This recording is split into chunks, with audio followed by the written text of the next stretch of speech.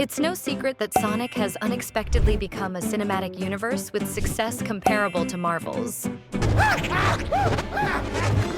But the burning question in fans' hearts is this.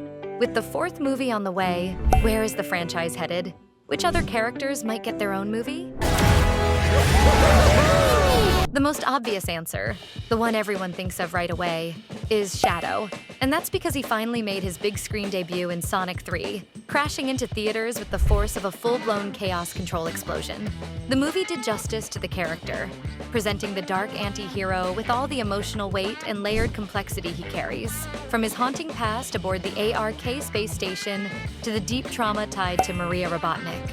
But as much as he stood out and made an impact, it's hard to imagine his future being limited to just playing second fiddle in Sonic's adventures. Shadow is the kind of character who naturally commands attention, someone who carries an entire universe of his own wherever he goes. To keep him sidelined in upcoming sequels would be to waste one of the most compelling narrative assets the franchise has. Shadow deserves a solo film, especially because his story stretches far beyond what we've already seen. The Shadow the Hedgehog game, while controversial, opened up space for some surprisingly deep themes, like free will, guilt, and the search for identity. Now, with Sonic X Shadow Generations bringing renewed attention to the character, it's clearer than ever that Shadow's potential is enormous. He's not just serious Sonic. He's a fully fleshed out protagonist, with his own inner struggles, a darker tone, and a whole vibe that doesn't quite fit into the colorful adventure mold of Sonic's usual stories. If Hollywood really wants to keep diving deeper into Sega's universe, the next logical step isn't Sonic 4, it's Shadow, the movie. I bet you'd be first in line for that premiere, right? So grab your popcorn and get ready, because we're about to explore even more Sonic characters who totally deserve their own solo films, right here on Zigzag. Tails has always worked really well as Sonic's loyal and brilliant sidekick, the brains behind the missions, the inventor who saves the day from behind the scenes.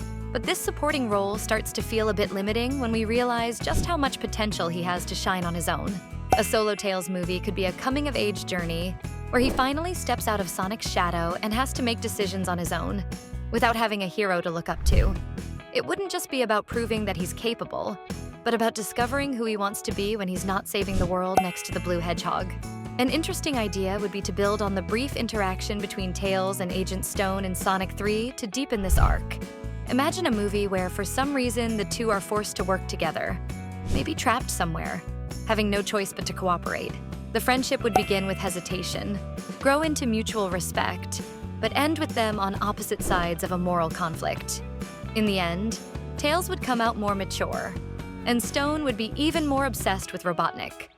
Similar to the Gentle Criminal arc with Deku in My Hero Academia, it would be the kind of story that shows how two very similar people can end up on completely opposite paths because of the choices they make and how their past shaped them. The post-credits scene of Sonic 3 not only confirmed the arrival of Amy Rose in the cinematic universe, but also made one thing clear.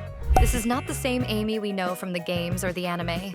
Forget the pink-dressed girl who saw the future in Sonic CD, or the dramatic tsundere who switches between "I love you, Sonic" and "I don't need any man." In Sonic X and Boom, the Amy from the movies showed up with a firmer posture, a determined look, and a presence that suggests way more than just a simple platonic crush. She has everything it takes to be a deeper character with fewer cries of "Sonic!"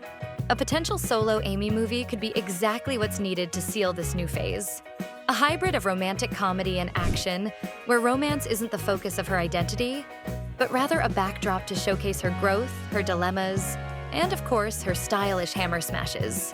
She can be sweet without being naive, strong without being just aggressive. If Barbie could play with identity, self-esteem, and humor in a pop package, then Amy can too.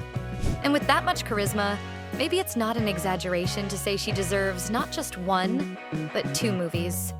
One to show who she is, and another to show what she's capable of. Would you pay to see this new version of Amy on the big screen? Then drop the hashtag Amy in the comments so we can get to know you better. The Knuckles solo series on Prime Video already gave us a taste of how the echidna can shine outside of Sonic's shadow, but there's still something missing: scale. A solo movie would allow for a deep dive into the entire mythology of the Chaos Emeralds, the story of Knuckles' tribe, and the burden of being the last of his people. A movie of his own could treat with the necessary seriousness the origin of chaos, the conflicts of the Echidna tribe, and even a possible cosmic connection to other dimensions. It's action, drama, and ancestral tragedy on Angel Island, facing enemies who want to exploit that mystical power, and at the same time wrestling with the weight of his own heritage. That kind of story simply doesn't fit in a Sonic movie. The Blue Hedgehog would turn any sacred ceremony into a chili dog joke. Knuckles needs space, silence, and introspective moments between punches. A solo movie about Blaze would be the perfect chance to give us a powerful, determined, and truly badass female lead.